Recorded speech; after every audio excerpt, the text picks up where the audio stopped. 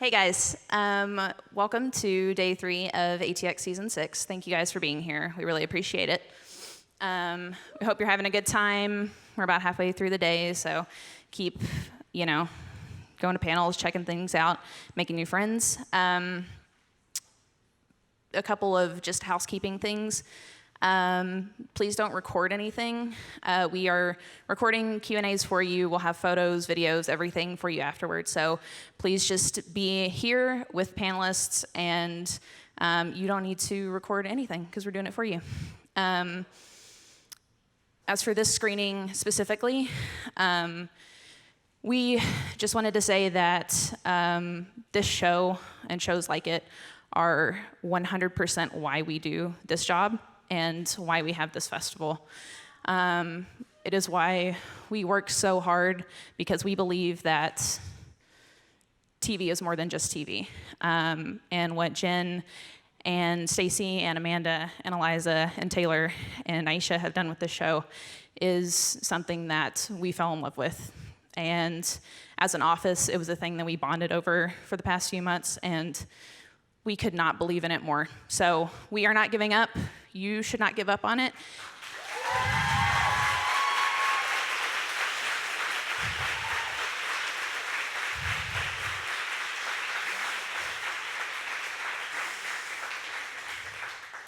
This is not the end for Sweet Vicious, and please enjoy this pilot. Have fun. I can't wait to see the Defying Gravity scene on the big screen. But yeah, we just want to say that we love you guys, and we are so, so glad to have you here. We could not be any more proud to showcase this show. So thank you and enjoy. Hi, can you all hear me? Welcome. I'm Mo Ryan. I work at Variety. I don't want to talk about me. I want to talk about these amazing artists. And I want to also tell you that I'm not supposed to play favorites. I've moderated a few panels at this wonderful ATX Fest. You are my favorites, though, because you came to this one. So at this time, I would like to call to the stage the wonderful, amazing team that created Sweet Vicious, which is amazing. Creator Jennifer Caton Robinson, come on down. Executive producer Amanda Lasher, come on down.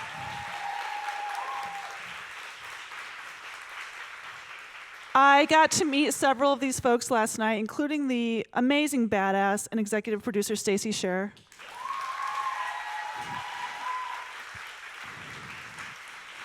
Okay, I just need to warn you that like every time these ladies speak, I'm going to cry. I'm just going to cry a lot.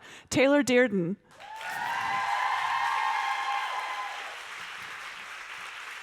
The amazing Eliza Bennett.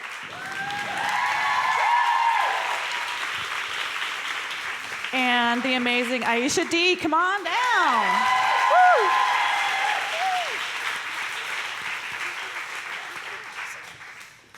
Woo. Okay, so I've really been waiting the whole time for this.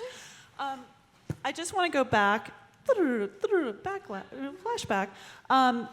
So this has started as a half-hour project, is that right? And then I wrote a spec as an hour, okay. And then MTV bought it, and they said, make it a half hour. So I wrote it as an hour. Jules and Ophelia were full, like in the swing of vigilante murdering in Williamsburg. And then it flashed into their origin story in college. MTV read it, and they said, we want it to just be college, and we want it to be a half hour. So I redeveloped it as a half hour, just college, which was kind of built in anyway, because half the spec was their origin story in college. Then we shot a half hour pilot. So basically from like the murder on to the end was all the original half hour, and the stuff in the beginning of the hour pilot was new. So we shot a half hour pilot, and we all watched it, and we went, what? This went way too fast. And the network felt the same, and they said, can you redevelop it as an hour for series? I think it worked great at that length. And to me, I still can't believe that something about this subject matter is so funny. I still can't believe that you pulled out this mixture. One thing that's very obvious is that the cast gelled from the start. And one thing I'm really curious about is, did Taylor and Eliza read together? Did you guys audition and get the roles very separately? And what was that like?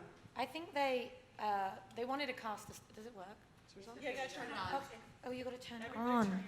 That's genius. Oh, genius. There it is. I know that they wanted to cast us together so they could see the chemistry before they committed to one of us. I think I self-taped from England twice. You're British? Yeah. I don't buy it. I'll do the rest of it like this. And then they flew me over for a screen test, and I actually screen tested with lots of people auditioning for Ophelia, but they couldn't find the person that they wanted until this one walked in the room, I was definitely the last on board. and then the magic happened, and we very much gelled before we even got in the room together. We had some long hugs. We were both early people, so for the only test I did and the third test you did, we were just sitting in the lobby alone together, and we were just kind of talking, and she's like, I think the tire pressure on my car is wrong, but I'm English, so we don't drive really, and I don't know what to do. Okay, she added half of that. I thought that my tires were flat. I'm a goddamn storyteller. Embellishment is part of it. English people don't drive. Anyway, crumpets. I love crumpets. I know you do. I do. But so we were just talking together. We were hanging out the whole time, and I have, as she says, British humor. Very. She does. And then we did our audition together, and then she came and checked my tires on my car for me. And then we kind of had a long hug, and I said, hey, if I get the role, I really hope you get the role. I said, if it's me, I hope it's you. And then they called us 5 minutes later and offered us the jobs. And I thought something was wrong because I had to go back up to get my car, and I saw, like, please come back in. And my head automatically goes to, I do something wrong. So I'm like, oh, shit, who did I offend? Okay, all right, I'm, like, prepping apologies. We were gonna bring you back to apologize for us? Honestly, yeah. You owe us an I have apology. no idea why You that's come back always here, my... young lady, right now. Yeah, When we called Eliza to tell her that because she wasn't in the building anymore, so we called her, and she picked up the phone, and she was just like, is this gonna be good? Hello. She's Also, like, your I don't English think I accent. can take it if it's not good. Well, because that was like my third test of the week, and every single time I got a phone call, it was like, can you come back in and test again tomorrow? So I was like, God, no more, please. So yeah, it was the best phone call ever. And then I went home for 24 hours back to England, and we came back and started prepping. I will say we wanted you from the first test. I appreciate that, thank you. Thanks, Dave. True. Yeah. Yeah, You it's only political. had You one have to- test. We wanted you from one. No, you were we couldn't find you. Where were you? You had tested for another show at MTV, and we had seen everybody on the planet, and it didn't come alive until you did it. I mean, and we only tested another girl. I just want to clear up something that we said last night, and you were very hurt that we tested somebody else with you when you tested with her. Yeah. We were forced to bring somebody else in just so that, it felt like it was a true test. But we wanted you from the first second we ever saw you. I don't Thanks, think we ever told you guys. that. I feel like this is like not really a panel anymore. This is just like us, like Sorry, this is like our family reunion. I know We're this just is a hanging out. reunion for us. This is You're all gonna go for 6 to 7 hours. Just settle in. Get some brought chips. snacks. Snacks. So I'm interested for the producers, how much did the people playing the roles affect how you wrote them, or were all the scripts in the can before how was it that sort of thing where you sort of leaned into what they were doing and their relationships that developed? I think it was on the page. I think a lot of it was on the page to begin with, but I also think that, they were able to elevate. It's not so much that we changed what was on the page in the writing. They just elevated it and made it their own. And, Started to see them in it. yeah, as and then we writing, wrote and to their so strengths. I would say the one person that's a little bit true with is Brandon. Brandon, yeah. And I think that it was really important to kind of lean into what his college experience was, and his frustration with Ophelia really came out of like everything's been handed to you. I'm the first person in my family to go to college, and I'm in law school. I mean, like that definitely, he influenced. Brandon influenced his role heavily. The girls, I think, just elevated. I mean, Aisha, Eliza, Taylor, Lindsay, Victoria, God damn it, Skylar, thank you. So many women to remember. It's like, You like had way binders too many with- women on your show and behind the scenes. You should really like look into that. I'm just gonna plunge in because like I really do wish this could go for hours, but we are limited for time. I want to talk about one scene in particular that kind of is to this day like still like internally destroying me, and that's the hallway scene where you finally tell the truth about what happened to you. And Aisha and Eliza, if you can just talk about that scene.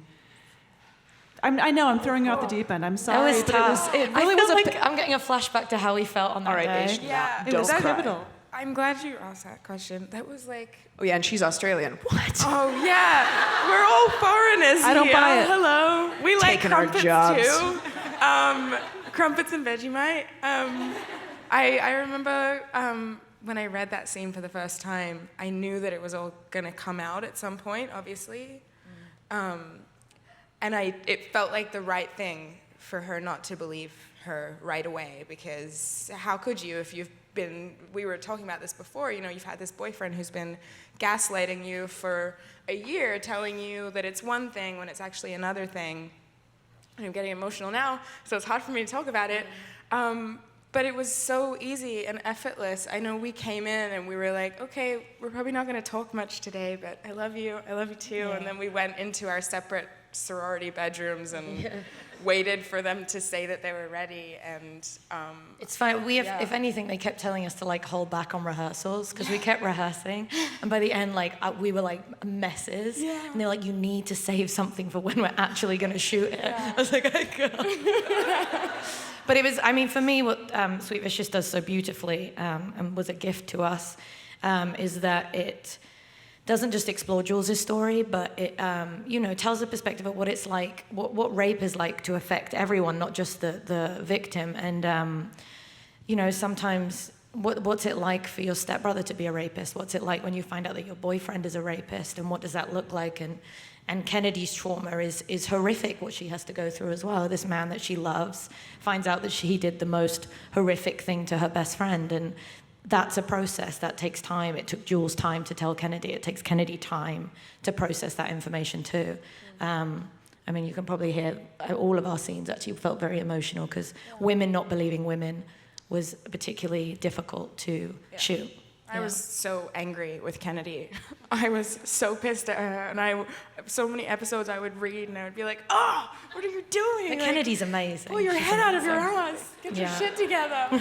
Well, another scene that was hard for you to shoot that you literally started crying before the cameras were rolling was the reconciliation Oh, the library in the scene. library. And I was like, Aisha, you gotta, like, you can't start crying the minute you start talking. Like, it's not how it's, we gotta like build to it. She's like, okay, it's gonna be great. I'll do it. I can do it. And literally we're like, action. She's like, I'm sorry, you know.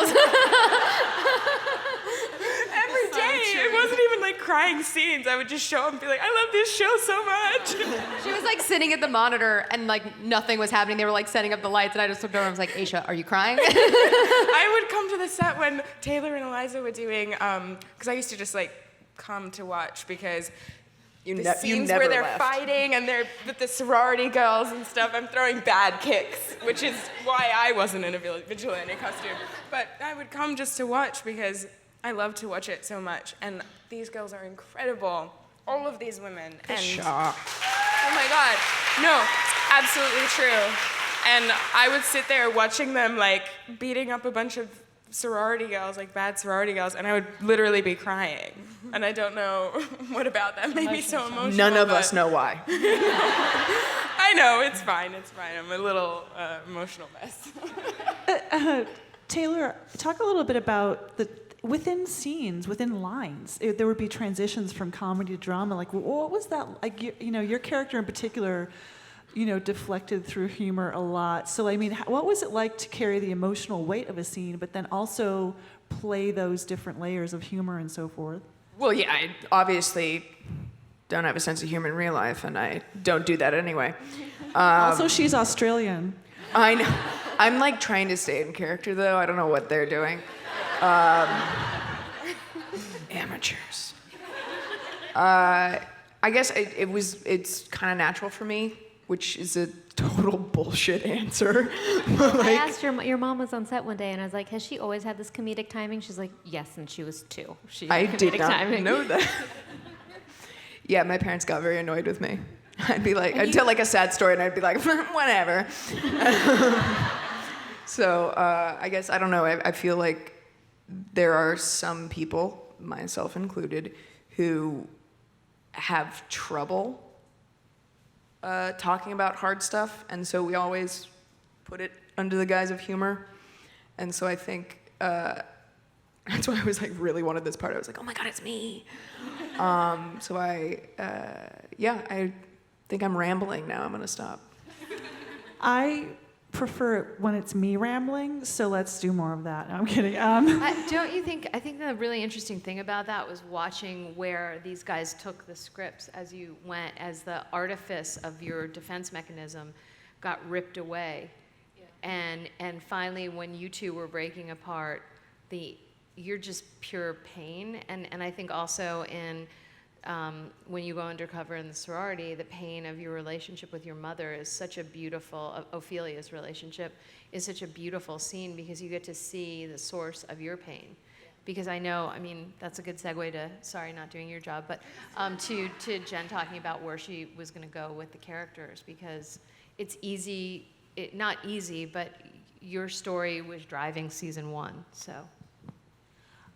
One of the things that, I appreciated so much about Sweet Vicious, and I think structurally the show was so ambitious, truly, in terms of not just showing one survivor's journey and the ripple effect, as you say, with her friends and family and just everyone around her, but the institutional responses or lack thereof, and the institutional problems and the law enforcement problems. So was that something you rehearsed? I would assume that all of you researched that heavily, and can you talk a little bit about that? We did a lot of reading, we spoke to people, and we just did a lot of research. And the thing that was, everybody's story was unique, but then there were things that came up over and over and over again. And was that part of your goal? Was really to show that this, obviously, it affects people on this devastating level, but it's how our society responds to it or doesn't make space for what they need is the problem. Definitely, and that's why it was so important to us to also talk about and show Nate's storyline, and not just have him be a villain that is there to serve Jules' story. We wanted to get into that because I think that's also part of the conversation. Why are these men this way? Why do they feel that women are their property, that they can take what they want? And that's not just men. Why does any sexual kind of perpetrator who assaults someone, for whatever reason, for however they were brought up, or whatever they've been told their whole life, they feel that this is something that is theirs and they can take.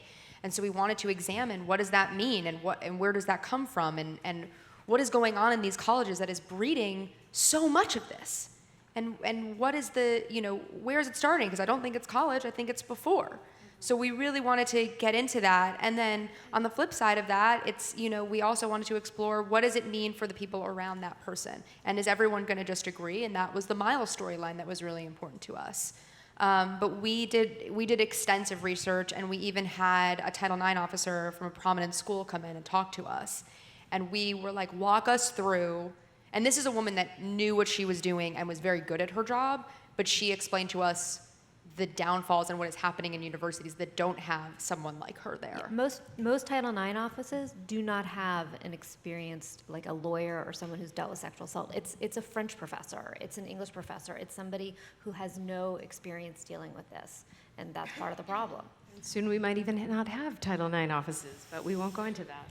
We'll be protesting later. There's been more coverage of this issue in recent years, but I remember I was lucky enough to serve on the jury for the Peabody Awards, and there was an NPR radio series that did, I believe, win a Peabody that went into these adjudication processes that happen. And there was one that I'll never forget where whoever was adjudicating, the French professor or someone like that, came into the room where this woman was going through the process of this whole like charade and said, well, he's in the next room and he really wants to say sorry. Can he? And I just thought, how re-traumatizing for these people. It's horrifying.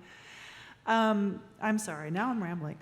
But one of the things I thought was really interesting about the show, amazing, badass, complex female characters, but the male characters were not one note. They were not the jokes. They were not one-dimensional villains. And what was that just seemed like a conscious effort throughout to dimensionalize the men and to make them understanding of, you know, the women that they were dating and interested. And then Milo actually unless people step up and call this stuff out, men and women, how does everything change? So talk about the male characters and how you wanted to fold them into it.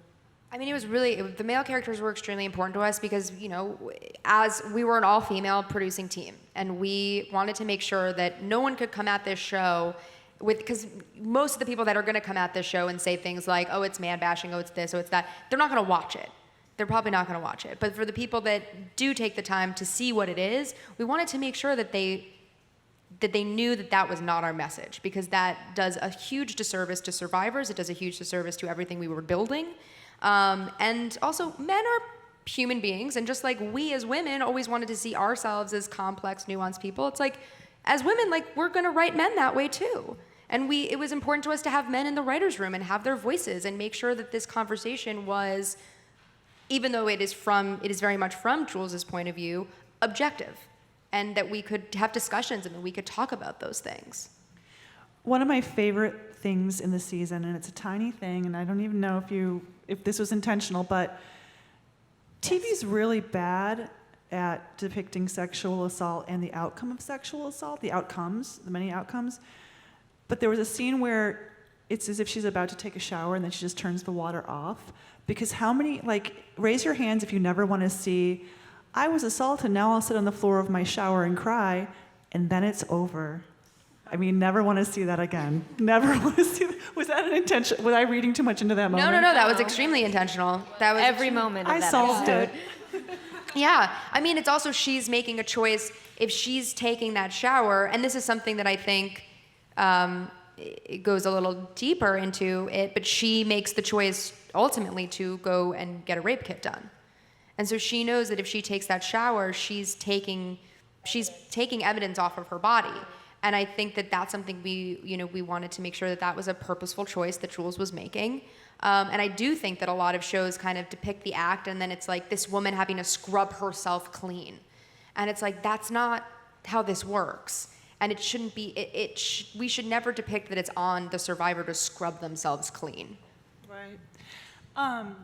Eliza, I think that one thing you depicted so well, actually, all the women in the cast, I think, the bravery, like you show how brave she is, and I kind of just kept being awed by that, but the rage too. I mean, I think, was that rage ready to hand? And if so, what is going on in your life? Or was it something you really had to dig down and get at?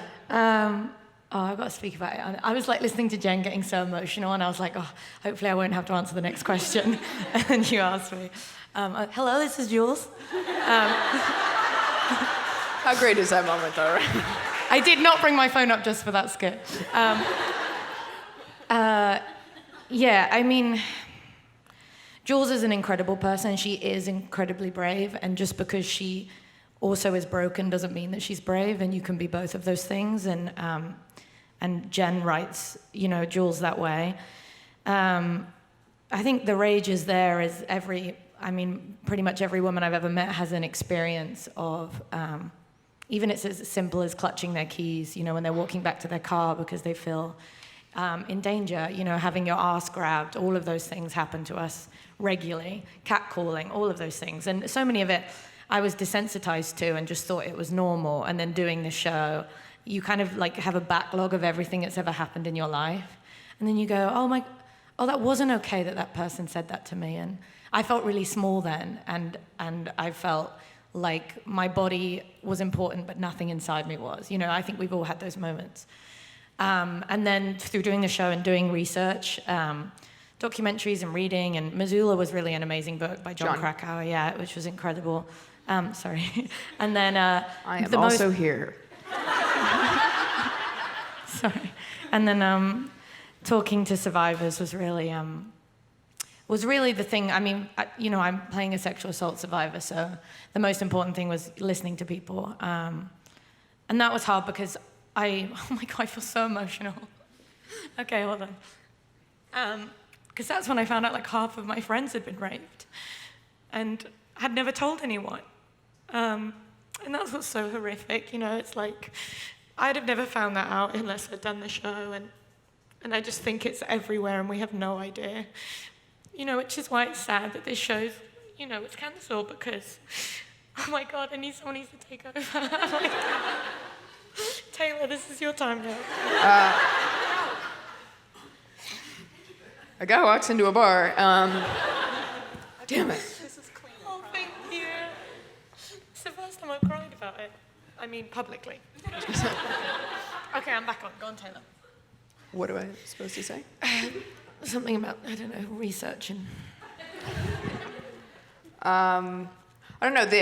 Ophelia's experience is different. And Jen wrote you guys wrote beautifully in general, but there was a beautiful moment that I think anyone who has anxiety and depression definitely latched onto when Ophelia was talking to Evan and saying that there's an astonishing amount of guilt that she was feeling because even though she herself wasn't assaulted, that there's a darkness in her. And that, like, that's equally valid. You don't, as much as we as women and we as people feel the need to somehow find a reason for our feelings, that the feelings alone are good enough. Yeah. That we don't need to talk about, well, I wasn't assaulted, so why am I feeling this way? It's like your feelings are your feelings, and that should be enough. And not to ignore them, because that's when Ophelia spirals, is when you start pushing them down. So. This is for anyone on the panel, and then I think I want to shift over, if we can, to a few audience questions. But I'm at the risk of making other people cry, and I have more tissues. I'll pull it together. What has been the response from survivors? Oh, God. It's not going to work. Jen, please, for the love of, please, Jen. It's been incredible. And it's weird to say incredible because it means that thousands of people have told me that they've been sexually assaulted, which is horrifying. But what the show has done, and I think what the show has validated in so many is that they're not alone and that they're believed and that they're heard, and that what they went through was not a one-off. It happens and it's happening, and that people care about it. Because I think just as loud as the survivors were speaking up and being strong and lending their voices to this community, on the other side, there were so many people that also said, I stand with you. People that were not assaulted, that wanted to learn more about it and that wanted to be a part of, doing what they can to help and to make this better. And we have a long way to go, but I was blown away by the response and the community that was kind of started around this show, and around what these women did on screen, because without them, it would not have worked. And I think that what they gave their whole selves to this show and to these roles, and because of that, and because of their dedication and their commitment, and us working really hard on this, we were able to break through, and we were able to cut through even for 10 episodes and grab someone on the other end of that television and say, you fucking matter. And that is incredible.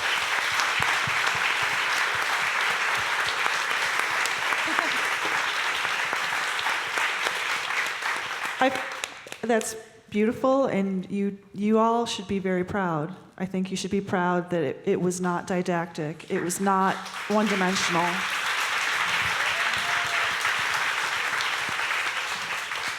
Actually, one last question. I don't know if it's for you, Stacey, but there are ongoing efforts to find a new home or tell a new story. Do you want to address that a little bit?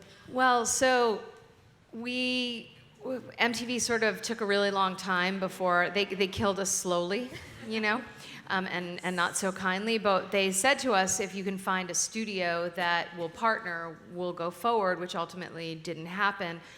We found 4 studios, so all we really need is a network home now, and we're still incredibly hopeful. They have been very gracious and have said that they'll make it very easy for us because they were very proud of the show, and many people there, that most of whom are no longer there, contributed greatly to the show. They went through a lot of regime changes, and so it was challenging, but you know, we're fighters. We hope that it's, sorry. We hope it's not only 10 episodes. Dropping like flies. Is anybody a therapist in here? Because we need to talk about something. As a journalist, it's my role to make people cry. I want to say one thing. Yeah, please. The thing that was really extraordinary about this experience for me, and Emily is a huge part of this as well, is I've been doing this for 30 years, and I've never had an experience at work where everybody that was in a decision-making process was a woman. And it was, you know, it was funny when I was watching Jen's panel before, and the woman who's doing One Day at a Time was saying until she saw Rita Moreno, she didn't understand that she didn't know what it was like to be represented. So I've been doing this for 30 years, and I didn't realize what it was like to not go to work with women every day. And it was an extraordinary, incomparable experience, and I think, I don't know how a bunch, and this is not to take anything away from any of the men that I've worked with, because I've worked with extraordinary men for the past 30 years, but I think the way that we approached the very difficult scenes, there was kind of a cocoon of knowing what it was like, because we've all been vulnerable in that way, and as Eliza said, you know, whether it's being, you know, grabbed on the ass or catcalled or any of those things, even if we haven't personally experienced rape, I think it just brought it out in all of us because it's such a fragile line that anybody goes through, you know. So. There is a microphone. We might not have that much time for questions, but wait for the mic. Could I just get one? Anyone want to ask a question? There's a lady in a striped shirt over there. So, yeah. And then we'll go to you in the blue, yeah? If we can do that. Or either or, one of those. But while we're waiting, the young lady in the beautiful shirt right there, can you stand up? Yeah! If you can't see it, can you just turn to, if you wouldn't mind, it says, "We believe you."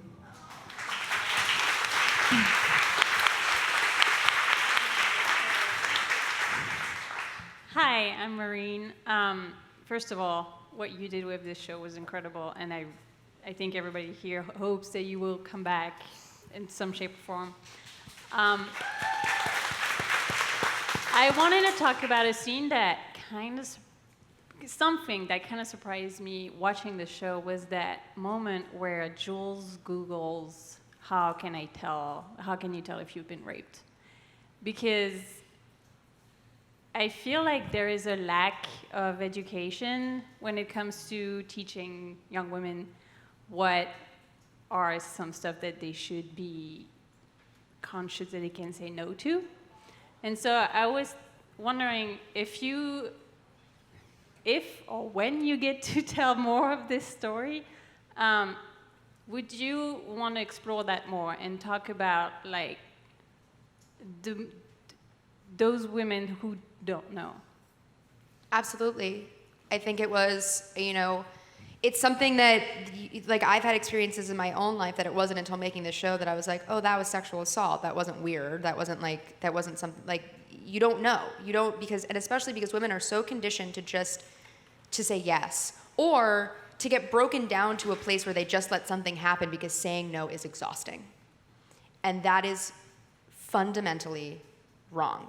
And I think that the more that we give visibility to no is a word that you can use whenever you need to use it, I think that that's huge. And I think it's something that I wish that I had seen as a young woman. And it's something that was very important to all of us in creating this world and these characters, was to show not just women who are, you know, in their 20s and 30s and late teens, but to show younger women who might watch the show and learn something and be validated in kind of knowing that they have authority and choice within their body.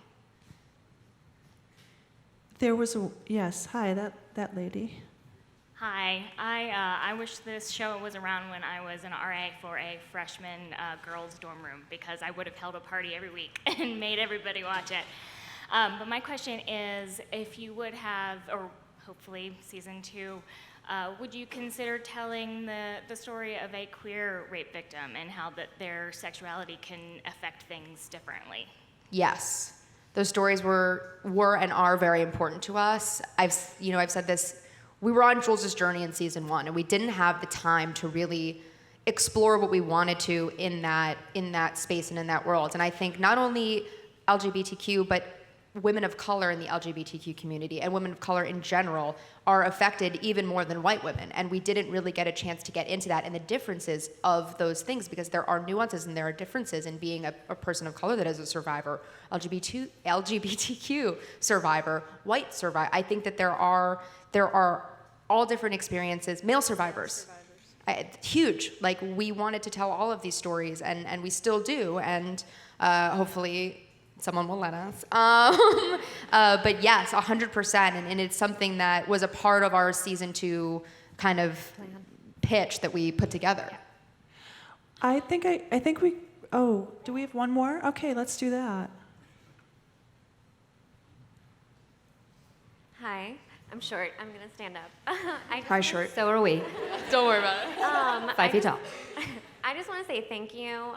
This is the first time I've actually heard about the show here at the festival, and as a newfound fan, what can I do to help get the word out about the show and get it on the air? Because I think it's very important that this message is received. So what can we do to help you? Honestly, I think there are a couple things that actually might move the needle. Netflix has a page where you can request what you want to see on Netflix. Spam that page. Create new emails and yeah, you can just you can do it. You can do it. And Our then fans are so incredible. They started a change.org petition I know, it's that they amazing. sent to Netflix. You started Yes. it? Oh my God. The also honestly like just staying vocal and tweeting to the networks because I do think that those optics matter and your voices on social media are, I mean, as the industry changes and grows, like it matters more than ratings. And I think that staying loud and staying vocal and continuing to say that you want the show and not letting it kind of go away is going to be our best chance of this. Save Sweet Vicious. I want to thank everyone for coming. You've been amazing. And I just want to pay tribute to the bond between the viewers and the audience and the creators and the cast. So if this is not too corny, I don't want to end this with my voice. I just want, can each of you give one sentence of what you want to tell the folks in the room? Just anything. Could be about the weather. I'll go first. Oh boy. I don't know. Here she goes. I'm sorry. Shush. Don't say you're sorry. Sorry. That's not a feminist thing. First of all, I just noticed Stacey's yellow nails. I know. And that's making me very emotional about Kennedy. I don't know. I just want to say I love these women, and I'm just so honored to have been a small part of this incredible, incredible story. I mean, it's just mainly thank you. Thank you so much. If you're a survivor, thank you for welcoming our show so fiercely into your community. When we're making it, we didn't know, whether that would happen, and we have been overwhelmed by that. So whatever happens with our show, we will be a part of that community forever. So thanks for having us. And that's for survivors and not survivors. I know every cast and every crew and everyone. What? Never mind, I heard something wrong. God? You want Sweet Vicious too? Oh my God. But I know that everyone always says that, we're a family and stuff, and it's like, oh, you're on your Instagram story every once in a while and saying, oh, maybe you do hang out. But this is a ridiculous experience that I don't think any of us anticipated or can ever have again, unless we do more. And we felt like we were sharing our family album with you, like a slideshow, and then the welcome that we had felt like, I don't know, we were adopting everyone. It's a lot of family metaphor. You know, that's it. I'll rescue you. Please, God, save me. I think two things. I think we feel privileged and filled with gratitude, you know? I think we feel really honored that we were able to tell these stories and that we got 10 episodes to do this, and we hope to get more. And we just feel filled with gratitude for the reception and the way that it's touched people and the way people have shared their stories and their lives, whether they're survivors, whether they're people who are support survivors. Grateful, you know? Yeah, for me, on a personal level, just having been in rooms with men for so long, having experience like Stacey talked about, being with all these incredible women was just a phenomenal experience for me. And then also just thank you so much to our fans and the community who really welcomed us and appreciated us, and we are just so grateful. Thank you. I'm gonna try and get through this without crying.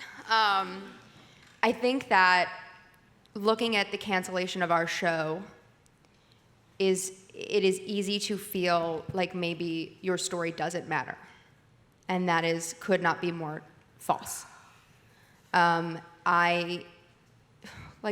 Shows get canceled for reasons that have literally nothing to do with the show. That is what happened here. Unfortunately, our show is about something extremely important. And the disconnect between the business and the heart sucks. But what I would want to say is that I wouldn't, if you told me that I could make 5 seasons on a network, on NBC, but it wouldn't be this show and it would, you know, sensationalize rape and it would be terrible, I would say, no, I want these 10 episodes with this family of women and men that cared so deeply about what we were doing. And I would also say to the fans and to anyone that has dealt with any kind of trauma or anything, because I think that is the theme of this show, sexual violence or any kind of trauma, is that you are valid and that you are heard.